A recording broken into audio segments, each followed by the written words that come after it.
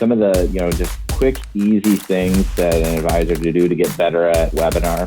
No matter if it's in person or virtual, you have to have an awesome opening, and it has to be about you, the why you're doing what you're doing. That is unilateral, whether it's virtual, whether it's in person. They don't want to hear about your office and your staff and your accolades and your designations. They want to hear about why you're doing it. Welcome, Model FAs, to another edition of our podcast. Super excited about our guest today, both a friend and industry peer, Brad Swineheart. So to introduce Brad in the formal way, and then I'll go about my own introduction. Brad is the VP over at White Glove in their channel marketing and business development department. He's dedicated to providing advisors with successful marketing methods to generate new prospects and clients, and also works with them to uncover the best industry strategies by discovering how advisors in the trenches today are growing their practices. So he has a podcast as well, which we'll talk about, that I was fortunate enough to be a guest on recently. So a little reciprocity happening here with him on ours and me on his. So Brad, welcome to the show. Hey, buddy. Thanks for having me. It's great as always to catch up and just chat with other brilliant, like-minded people in the industry. So I put you high up on that list. So thanks for having me. Appreciate it. And for those of you who are listening to the show and you saw the tile image of, probably our logo, my face and Brad's face, be sure to go on our YouTube channel as well and check out the actual video recording, because Brad has turned into a Viking with his new beard, his new hairstyle. And I think he looks great regardless, but I think it's also hilarious when he sent me his headshot and I was like, whoa, I forgot that you looked like that. So. Never be as good looking as you, David, but I'm always trying, right? Like the old version didn't work, so I thought I would do this one. But yeah, I always say, long hair and a beard, it was never really my thing, almost pushing 40 now. I don't even want to admit that, but this COVID, it just really just grew on me. Pun intended. Yeah, that's right. That's right. All right. Well, fully pun intended. We're going to rock and roll now. And Brad's got a guitar behind him. So that's where we got that joke. So Brad, you're over at White Glove now, but I'd love to know a little bit about your journey. So as you mentioned, you're almost 40, so you got a decent amount of work experience behind you. So with that being said, what was before White Glove and what led you to White Glove? And, what are you most excited about now, working there?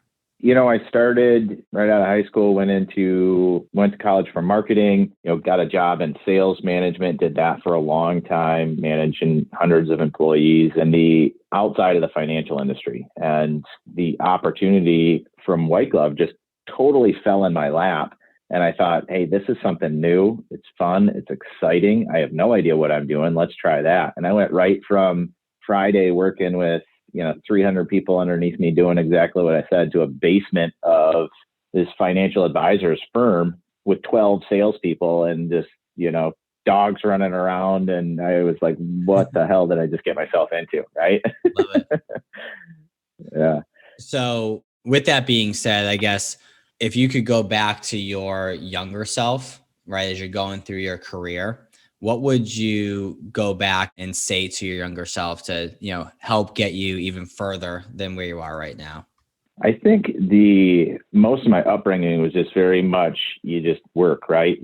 My family has a very strong work ethic. That's what they do. When you get up, you go to work, you put food on the table, and that's always very important. But I wish maybe younger Brad would understand that there's an entire new world out there when it comes to being an entrepreneur. And it's scarier and more risky than just going and having a job, but it's so much more rewarding. And living the life here at White Glove with two guys that just started a company in their basement, like seeing that and being a part of this massive growth that we've experienced, that just fires all the cylinders in my brain to, okay, I could never go back to a 9-to-5. This is just not for me. And if I could instill that in a younger self, then who knows, David and I, we could be running a company together, our third company, we could have sold the first two already. So we've only lived, a third of our lives, so I think we still got time to see how the world shakes out. Oh, heck yeah. Heck yeah. Love it. So I know one of the things that you're passionate about and,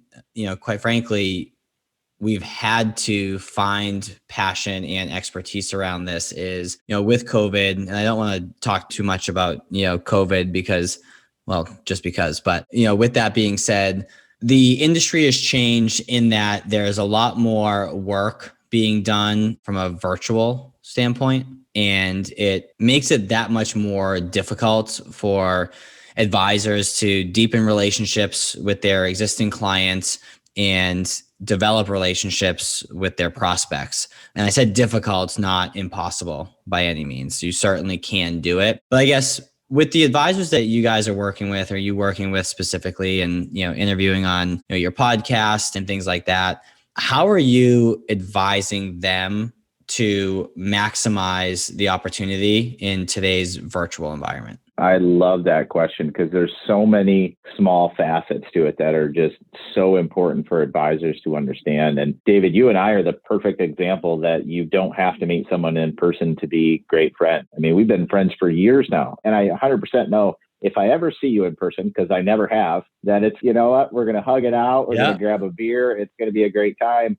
And we've developed this friendship, this relationship totally virtually. And that's, through simple stuff like being stalkable online, making sure your personality shows when you're building a brand, that type of stuff. And advisors now have so many more resources that are available to them that they wouldn't have had in 2019, for example.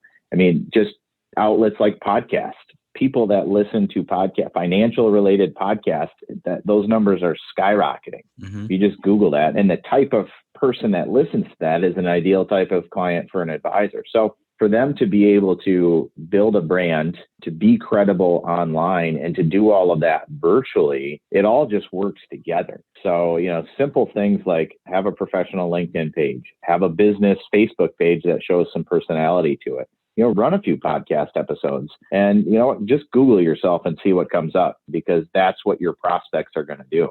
And 9 times out of 10, it's going to be LinkedIn. But man, if you could get a podcast up at the top of that thing, if you could get, some sort of, picture of your family from Facebook on there, showing that you're a real human being, simple stuff like that advisors need to realize that there's no more handshake all the time, right? So the virtual handshake is behind the scenes when a prospect decides, I wonder if this David DeSalle guy is worth talking to. And they can find out anything they want about you before they ever pick up the phone. I agree. To go back, because you and I are really good examples of this, working out. So we're both active on the various social platforms, right? But I also think where a lot of advisors drop the ball is they'll put stuff out there, but they don't hang out in the crowd. So to compare that to more of a, real life in-person sort of scenario, if you went to a networking event, right?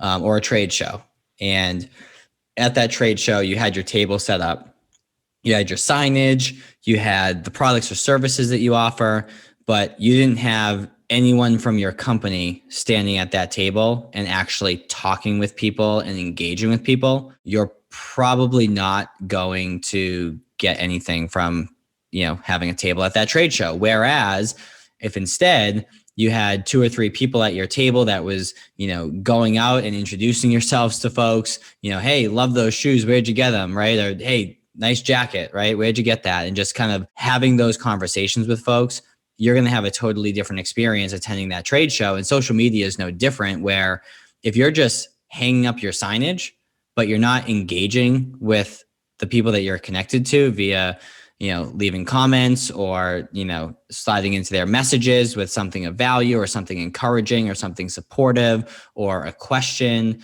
then you may get results. It's going to take a hell of a lot longer. But by engaging with folks, you just speed up the relationship building process, because relationships ultimately are, simply the accumulation of experiences. So you got to give people more opportunities to experience with you, so to speak. So I guess when it comes to the virtual space and the digital space now, is there anything that advisors, from what you gather, should stop doing from what they were doing before, based on the fact that things are more virtual? Or like, is it an and conversation? Is it an or conversation with their activities? What are your thoughts? Most conversations, and let's just be honest here, most conversations are just recognizing that there's value in it. a lot of advisors that I spoke to in the last year, you know what, if I can't meet somebody in person, then I don't know how to close business. I don't know how to do X, Y, and Z, because that's what they're so dependent on. So I think the first hurdle is just adapting, because it's never going to go away, right? We just rang a very loud and large bell that says, hey, you can get all the information and meet anybody you want, and you never have to leave your house. You can do it all in your pajamas, right? Like, financial information, financial knowledge is now Amazon. It will come to you. You never have to get out of the house. And absolutely, in-person stuff's coming back, but that doesn't mean that you don't want to just hop on your phone and order something from Amazon today. And one thing that advisors have always done, and I totally disagree with this, is try to play the hero. Try to play the rock star, try to play that, if you ever went to a dinner event and there's just signage everywhere that says how great that advisor is, right? And they take that mentality online and they try to showcase how great they are. And people don't work with people that are great. People work with people that they like. And you have to be able to showcase yourself as a professional, but also that you're a real human being and that you're likable. And, let your clients, let your prospects be the hero. You should be the Miyagi of the situation, right? You should be that guide. You should be friendly. You should be approachable, and I love that thought process that, if you're the hero, that means your clients are a victim, and no one wants to be a victim. No one's going to come work with you if they feel that way. So if you make them the hero, hey, we can do this together and I'm going to help you and I'm a real person, I'm an educator, I'm a guide, then I think that bridges a lot more gaps than it would be, being the rock star, being the superstar, being the hero at the other end of the spectrum. I haven't heard that analogy in that context before, but I really like it, where if there's a hero, then there has to be a villain, so to speak. And I feel like that could be a subconscious sort of thing that prospects or clients could experience. I also feel like advisors oftentimes hesitate when it comes to posting online, because they view it as a look at me type of thing, as opposed to how can you add value? How can you just share your life experiences? How can you document the things that you're doing to allow people into your lives, so to speak, so they can get to know you? I mean, people love reality TV, like give them some of that, right? And there's advisors that I know that, will post, their accolades and their ribbons and their designations and all these different things, which, sure is fine, but like that's just serving you and not like the client. And to your point, if like we have a client, and I talked about him on our last podcast episode, but he's just a good example. He built over $1 billion firm primarily on the fact that he loves fly fishing. And I guess rich people like to fly fish. So like that's his passion. That's how we know we've made it, David. When we start fly fishing, we know like, okay, we've made it, right? Well, I think the first step is joining someone who fly fishes. And then once we host a fly fishing event, then we know we made it. Okay, yep, that's true. Anyone can tag along. I think it was just super interesting that, he'll take them fly fishing, go to trade shows, go to events. He's going to be launching a podcast, about that. So it's figuring out what it is that you're passionate about and making sure that you remain humble and grateful along the way, and, suppress your ego so that you're not look at me type of person. I feel like a lot of advisors struggle with discerning between the two, and therefore they experience paralysis by analysis and just don't do it. So there's one piece, or there's two resources that just came to mind that I want to share with some folks. If you haven't read Gary Vaynerchuk's book, Crushing It, that's a really good book to, learn how and why social media is so effective with your branding and your content marketing, accompanied by, if you Google how to make 64 pieces of content in a day, Gary Vaynerchuk also put out like a 270-page slide deck that goes through every social platform, how they create content for that. And then what you start doing is you start finding people that you look up to or that you know of and connect with them on the various social platform and just learn through osmosis through consuming their stuff and then just taking action. So if you go to my Instagram page, just type in David DeSalle and you scroll all the way to the bottom, you look at that and they're like, there's like cringeworthy videos and posts and stuff like that from when I first started. And who knows, maybe some people think that my posts still are cringeworthy, but I think that there's been some progress in terms of like the professionalism with the video editing and things like that. But, you have to start somewhere. So it's just a matter of taking action. Brad, one thing you were referencing in our email exchange was the phrase captive marketing. And I have no idea what that is, or at least, maybe I know what it is and you have a different phrase for it, but I'm very intrigued with what that is. So I have a follow-up question once you're done answering that. Yeah. So the idea around captive marketing is kind of putting all of those pieces together from a marketing funnel, from a branding perspective, and from a credibility perspective, so that you're not just getting leads and then trying to make sales, but you're actually nurturing that conversion process. And what ends up happening is everyone has a social sphere and an influence, a sphere they can influence. And that's kind of your captive audience, if you will. And to be able to market to that group, you need credibility, you need value, you need content. You use marketing to grow that. And then ultimately, it all works together to turn from a lead to a prospect to a call to a conversion. And the way you get that is you get that through having that captive audience that will pay attention and see value in what you have to say. So I don't want to be too assumptive, but is it captive audience similar as like a niche that you're going after? So call it physicians, call it retirees, call it business owners. Is that one the same before I make my next comment?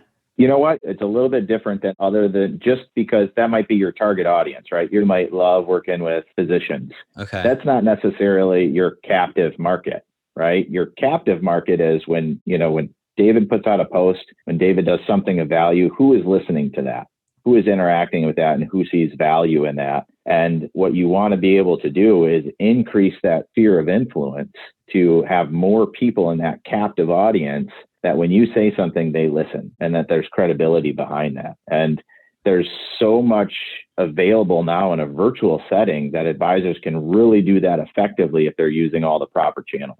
Okay. So again, I want to make sure I understand it and our listeners understand it. So this is almost like when I first started posting and, my mom and my aunt and, my uncle liked my post and those were the only 3 likes. And then, you fast forward to today and whoever is engaging with those posts and, viewing those now, you're saying that captive sphere is increasing, right? In that example, but am I thinking about this right? Yes. Yep. Okay, cool. That brings up another thing that I want to share with folks is oftentimes people don't put themselves out there and actually create content to try and add value because you run the risk of being judged by other people, which I think is an opportunity to improve in and of itself. So if you haven't read the book, The 4 Agreements, it's a great book to read. And, it talks about the fact that, you shouldn't be affected by the judgment of other people or their opinions, but inevitably it's an emotion that people deal with. So how I tend to explain this is you have 3 circles of people. Your first circle is what I referenced was, mom, uncle, aunt, dad, whoever, where they're going to be supportive of you. And then you got your friends who are also in that, immediate circle. And, some of them may be supportive and some of them may bust your chops because like that's their job is to keep you in check and, make sure that you're being serious about what you're looking to do. And then you have your second circle of people who, are friends from like afar. You may not like hang out with them every single day. So like Brad, you and I would be in each other's like second circle to where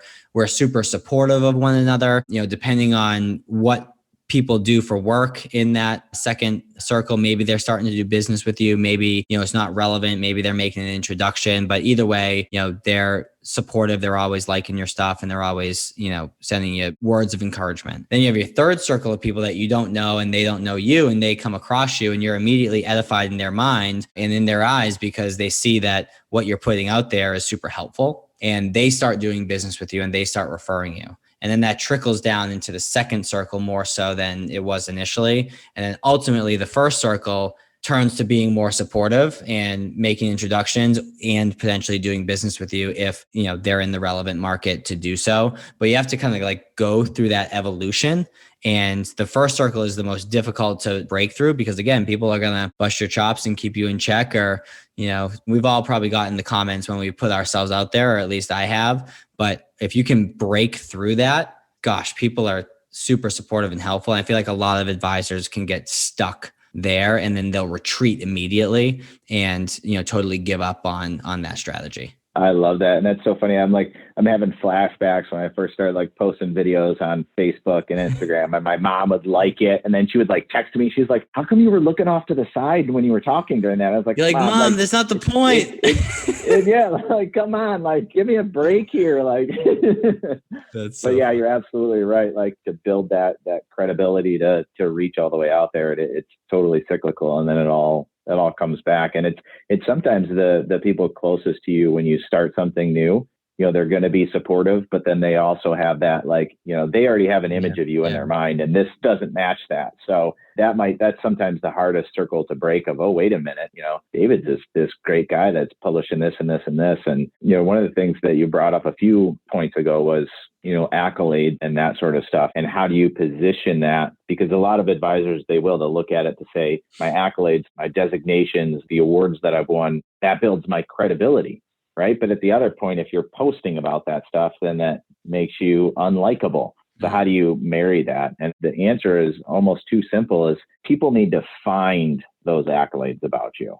You can tell them everything you want over here on the value side, but when then they look you up, they want to be able to find those accolades. No one wants to be the guy carrying around his own book that has the Amazon bestseller on the front, right? But, if David and I are talking, he's, oh, yeah, well, yeah, I talked about that in my book or whatever. And then I was like, oh, I'm going to stalk his book and find out what it is. And then it's an Amazon bestseller. Now I feel he's credible. Oh, my gosh, that's awesome. Whereas if he's sitting there holding it and every interview that he does and every headshot, then it's like, okay, this guy, I tell you, it's just there's a point of discovery there that allows you to gain credibility. And advisors have to understand that their prospects 100% are online. They 100% will look you up. Hey, Model FAs, I know you're enjoying this conversation, but I wanted to take a quick break to talk to you about the ModelFA Accelerator. This is a unique collaboration between us and you, where we help you build a financial advising practice that you can be proud of. We focus on the foundational concepts around how to pick a niche or a specialization, how to price your services, how to construct an offer that people are going to buy, and then how to market it and sell it in a way that'll get people to sign on the dotted line and become clients of your firm, all while giving you the information to scale and set up workflows and operational processes that will allow you to reclaim your time and build a practice that doesn't run you. So if you'd like to hear more about that, go to www.modelfa.com/accelerator or www.modelfa.com. Hover over Work With Us and click on Accelerator. Hope to see you in the program. I agree with everything that you just said. And I think it was an interesting way to put it in terms of, put out the value and let them find the good stuff. I do think, though, that and I'd like to get your perspective on this, if you are entirely genuine in what I'm about to say, I think it could still be effective, which is if you come from a place of gratitude and service and, hey, this wouldn't be possible if it wasn't for everyone that gave me the opportunity to serve them in their financial planning needs. If in your tone or in your words, you're actually sincere and not just acting, I feel like that's a way in which you could make your connections aware of some of the successes that you had without coming off as egotistical and cocky. But again, it will come out in your tone if you're not being sincere. I mean, would you agree with that? I totally agree with that. I mean, if you're thanking and you're giving out accolades to the people that helped you see the success that you're at, that's totally different than, praising awards that you've gotten, how great you are. It's all in that message and that tone. But are you appreciative of what you have and the people that helped you get there? Or are you being braggadocious about who you are and your skills? And those are totally different messages. And if you're an advisor and you don't know the difference, then I would just stay away from it, or have your mom look at it and see what she has to say. Right. And I promise you, when you put yourself out there, especially on video, when you first, shoot a video, you're going to sound funny and you're going to look funny. And you're probably the only one that thinks that. So just rip the Band-Aid off and post it because, other people, if what you have to say is good and valuable, they're going to appreciate it. So this past year, Brad, both of our companies have had to, pivot massively from in-person events, right? Seminars over to the webinar space. And I know when we were chatting, you'd mentioned that, obviously outside of the obvious, what's the difference, right?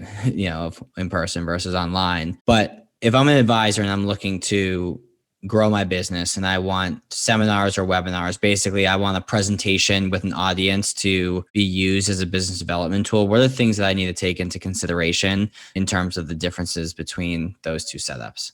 A lot of the ideas that we've already talked about translate into a virtual presentation. And a little bit of my background, when I got into this industry, a big part of white glove service is to coach and help advisors be better at presenting. Because one of the things we realize is that a lot of advisors just aren't comfortable in front of crowds. So I've had just an absolute awesome experience learning from the Frank Maselli's, Pat Quinn, Paul Kasarak, like some of the best speaking coaches in the industry who we've hired to train our advisors.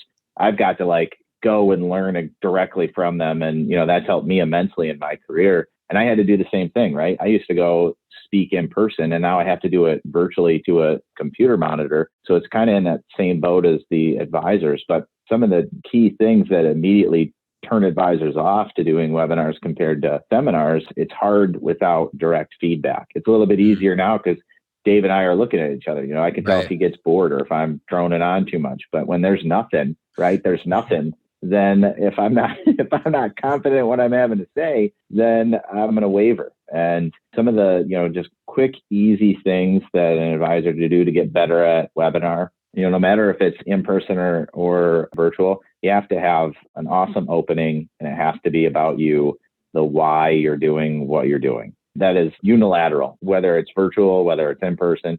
They don't want to hear about your office and your staff and your accolades and your designations. They want to hear about why you're doing it. So you got 60 seconds when you first start. And that's the same whether you're doing it virtual or you're doing, in person. But some things that are a little bit different when it comes to a webinar, keep it shorter, 45 minutes. You got to realize that it's absolutely not rude if someone gets up and walks out of a webinar, if they're playing over here on Facebook, and it's your job to keep engaged. So part of that is just shortening up the content. 45 minutes is probably max. And then it's almost the exact opposite slide mentality when it comes to in-person. In-person, 20 slides, man, that's enough, right? For a webinar, if you have 6 bullet points, those should be 6 different slides because the presentation is what they're looking at. So you want to keep that constantly moving. Yeah. And then the last thing I'll say, and this is just a huge benefit to doing virtual compared to in person, is you can consistently put your calendar up there. You can do polls for interaction and they can book meetings with you right as you get that hook in them, right? If you're doing a presentation notes, you can't close at the end. You have to close throughout till the end. You're getting the last man standing at the end. And virtual, you can do that throughout. You can put up your calendar. If you don't have any questions about that, book a meeting. If you have questions about that, book a meeting. You can do that the whole time and really optimize your audience there to turn those into a secondary meeting, which is obviously the goal to most of those seminars and webinars. What are you suggesting advisors do as a complement to the webinars itself? So, right, the part of the benefit of the in-person events, outside of the fact that there's just something about seeing people in human form that helps with the relationship. There's, the beginning and the end of the seminar, chit chat in between as people are walking in or out, where a lot of relationship building happens. So how do you suggest advisors build relationships with people that are attending webinars as opposed to seminars? One of the things is being human, being likable, and that's just presentation skills 101. But also one thing that the advisors often overlook is being stalkable.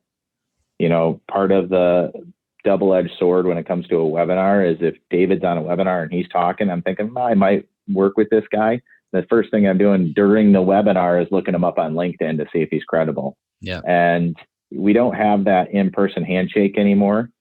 But when you have a very robust, credible social media presence, if you've been a podcast guest, if you have valuable content on LinkedIn and Facebook, all the things that we talked about before, that almost replaces that handshake, if you will. And it's all a benefit because the guards are high when a prospect comes to see someone in person. They're worried about getting sold. They're a little concerned that, hey, this could be high pressure. All of that's gone when I can push that little X button and be out of here and then no one will even know, right? Mm-hmm. So their guards are much lower. So as long as you're stalkable and credible and likable, then you can actually be ahead of the game compared to where you were at an in-person event. I think the stockability is a great point. I also think that similar to the calls to action that you're mentioning in terms of, hey, if you want to know more about that, book a meeting, this, book a meeting, this, book a meeting. I think that you can weave in, hey, I actually shot an additional video on this topic. If you just go and connect with me on this platform or follow me on this platform or friend me on this platform, whatever the lingo is on a per platform basis, I think that has a lot of, power to it as well. Or I'm just kind of like thinking of this off the top of my head. What if you took basically the topics of a webinar, right? And say the webinar is 45 minutes and say that there's, 5 topics. Right? Let's call it 50 minutes for easy math, 5 topics. So what you could do is call it 5 10-minute videos, or maybe some part 1s and part 2s. So you have 10 5-minute videos. Sorry, just doing math in my head on the spot. And it's the easiest math ever, but I still struggled for a second. So, and what you do is you shoot those independent videos, right? But then you upload them to YouTube, and on YouTube, you put together a playlist so people can go as they please. And then maybe, with the email list, right, you can say, hey, if you're interested in learning more about this topic, here's a quick 5-minute video. And if you like that one, there's more on that playlist. Feel free to listen, some more. So just figuring out ways in which you can be the expert as opposed to them going up and looking up, taxes and retirement or social security oriented stuff just on Google and going and finding someone else and building a relationship with someone else. If you can just start talking about that stuff and position yourself as the expert, I feel like when they ultimately meet with you, if they've done their digging and there's been stuff to dig on and stuff of value, they're already 80 or 90% of the way there in terms of making a decision on whether or not they want to become a client, from my perspective anyways. I love that. And one of the things that some of our most successful advisors do is utilizing video in their follow-up sequence. And, there's services like BombBomb, but you can do it very easily with a Zoom video or whatever, but just shoot a video and say, hey, David, thanks for being on the webinar today. If you missed part of it, here's the video, dive a little deeper into taxes, and I'd love to talk to you about your individual situation. And you send that out. And it was real popular in the sales world there for a very hot minute, where you would shoot a video for someone and you'd write their name on a piece of paper and you hold it up, and that's the still, right? It says David on there, and who's not going to click that and read it, right? So, right. I don't do that anymore because that was kind of like 2 years ago. It was big and everybody was doing it. But the consumers that an advisor is talking to have never seen that before. They're not in the sales world like you and I are. And if you could really do it genuinely, back to what you were saying, if you could do it in a genuine way, hey, thank you for taking your time. I really want to make sure you learn these important strategies, Social Security, blah, blah, blah. That can be very impactful. And it brings that human touch back to what could be a very impersonal session. I agree. And I know BombBomb has a ton of features. And then a Zoom video, I guess it depends on how long the video is, but I've run into issues where it's like, oh, the file's too large or whatever. So another lightweight version that we've come across is called Loom, Loom. So just like loom.com, super lightweight, super easy to use. So if you don't need or want all the features of a BombBomb, Loom is a good alternative as well. So just want to toss that out there. So the last question before we get to the second segment, which is the after hours segment. So I'm asking all of our guests, Brad, and this is a little bit of a selfish ask on my end, as well as wanting to promote learning outside of our industry, or at least consuming outside, information, is asking what people's favorite books are. So I'm looking to build up my reading list. So you had sent me your favorite book, the title of it, yesterday. And because I'm a little bit of a psycho, I already listened to it. And the title is Survivor. And am I pronouncing his name right? Chuck Palahniuk? Yeah. Okay, so I think so anyway. Sounds good to me. So Chuck Palahniuk, Survivor. And talk about don't judge a book by its cover, right? There's this like fighter jet on the cover, if I'm not mistaken. And then it says Survivor. So I'm like, oh, nice. This is going to be a good personal development book. I love personal development books. And as I kept listening to it, I'm like, I don't see where this is developing me as a person, but it's kind of a really like interesting and like at the same time, like weird story. And then I started thinking back to when I first watched Inception, the movie, and I was like, I don't get what's going on. And then, I found myself at certain points in this book, but it was like captivating my attention because I was constantly trying to figure it out. So the gist of it, from my understanding, is there's a guy who survived like, a cult who's now back in, civilization, so to speak, and either knows people or he himself can like predict the future. And he's got a bunch of these crazy stories. So with that being said, Brad, I want to know why it's your favorite book, and if you can do a good job of somewhat summarizing it for me, because I'm still a little bit lost on it. Oh my gosh. You just have to read it. And Chuck's probably my favorite author just in general. And most of his fiction, right? But it's such an interesting way to tell a story. And what I think he does really well, and you can absolutely take this and apply it to business. What he does really well is he will put in so much information into a short sentence. And what he'll do is he'll reference this and this and this and all these very intricate points to get a bigger unrelated point across.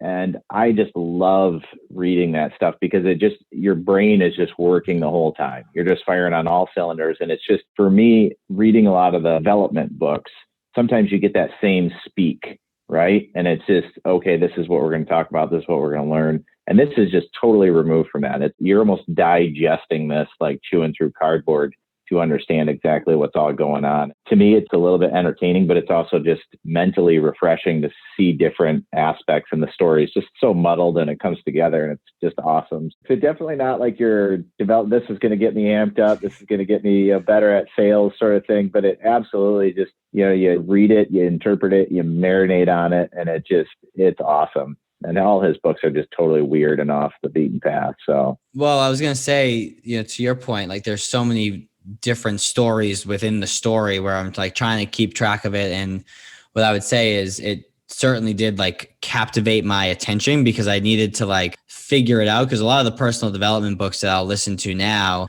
they're all variations of one another to a certain extent, so that I can, listen to them and kind of get the gist of it pretty quick. Cause like, oh yeah, I heard that before and it's solidifying now. I heard that before, it's solidifying now. And this was like totally brand new. And I was like, whoa, usually I'm walking around listening to an audiobook and I'm like, I got to sit down and like really pay attention to this. So I was like, I need to be able to say something on the show tomorrow. And you could ask what's your favorite development book, and I probably would have given you something a little bit different. No, right? but this is the whole point, Brad. I love that. This is the whole point. It broadens my horizons and anyone else's horizons who chooses to read it, because, I haven't read fiction books, really. So it was a nice little change of pace. Well, I hope you make it through it and you enjoy it. So thanks. I did. It's done. I finished it. So it's done. It's done. Well, now you got to do it maybe one more time. So yeah. So I actually understand it now. Synopsis next time. Awesome. Well, Brad, appreciate you being on the show. Always a pleasure. So I'm going to wrap up this segment, but before I do so, where can they find you personally and where can they find White Glove? Yep. whiteglove.com. We like to keep it very simple. And if you're an advisor looking for growth strategies, absolutely check us out. We got some really interesting services. And you know what? I try to make myself very easily stalkable. So just look up Brad Swineheart on LinkedIn and hit me up. I'm always happy to help out as an advisor. If you got questions on anything you're doing, feel free to just reach out. And I have very much a go-giver mentality, and you never have to do business with me or White Glove, and I'd still love to chat and connect. So yeah, absolutely. LinkedIn's the easiest place to hit me up. Awesome. Appreciate that. And for all the Model FAs that are listening now, what we've been doing, if you've listened to our last couple of episodes, is we would really appreciate if, number one, if you found value in this, share this with another person that you know in the industry. Number two, if you would be so kind as to write a review, it will continue to get our rankings up, so more and more people in the industry will ultimately see it. And then if you could take a screenshot of that review that you left and shoot me a text at 978-228-2338. Again, 978-228-2338. You'll be entered into a drawing to win some free coaching from us. So I'd very much appreciate their review. That number, by the way, I'll get that personally. And then on a daily basis in the mornings, you'll get a little inspirational message to, get your day going off to a good start. So again, 978-228-2338. And this is the closing of this segment. And now we're heading to the after hours.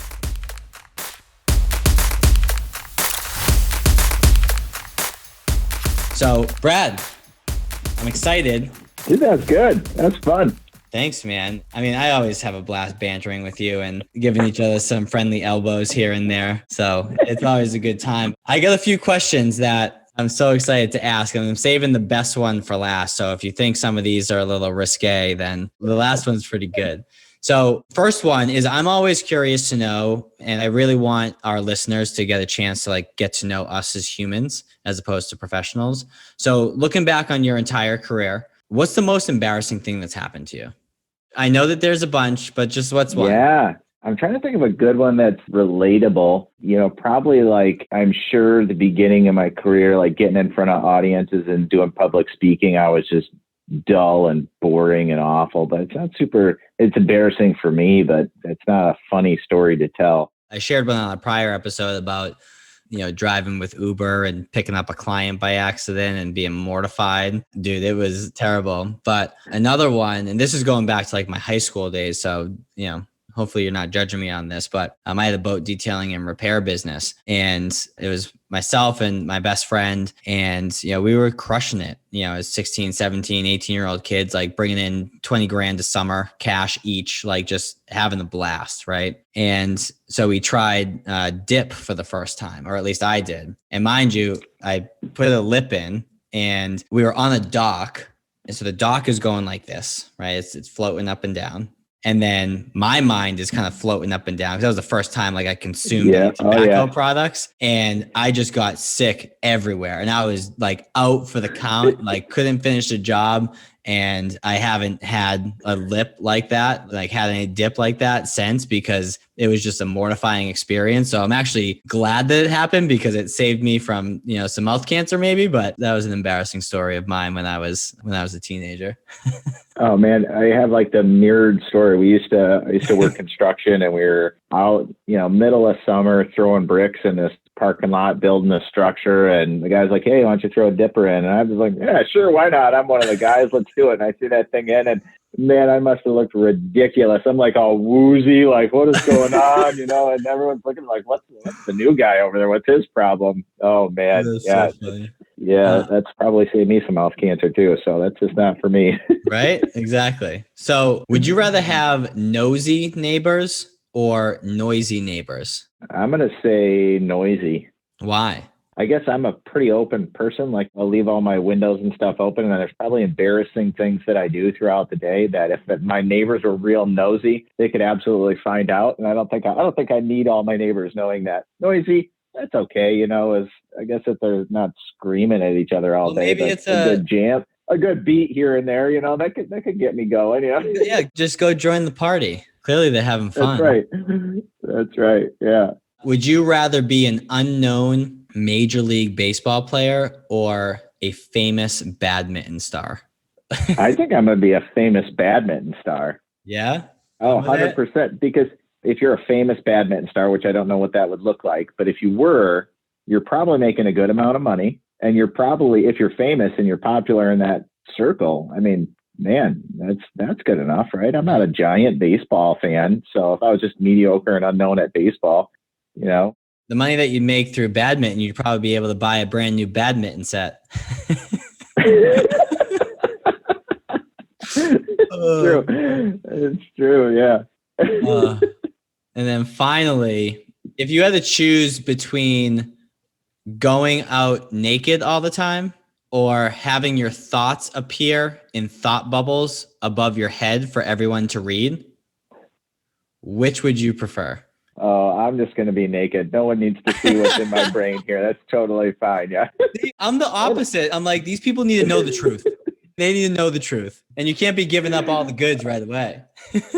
I'm just thinking like sitting in meetings where like people are talking and I'm thinking of 17 different things that don't have anything to do with this could have been an meeting, email.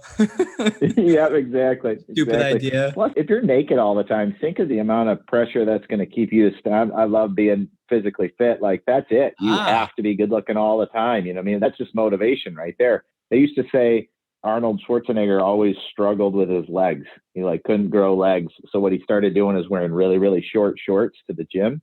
And the people would make fun of him all the time. So he just constantly worked them and he would never give up on it. So that's what I would think. Like, man, if I have to be naked all the time, I'm going to be ripped. I'm going to look like that Viking we've been talking about. I'm going to get a face tattoo or something. I'm going to be huge. It'll be great. Oh, yeah.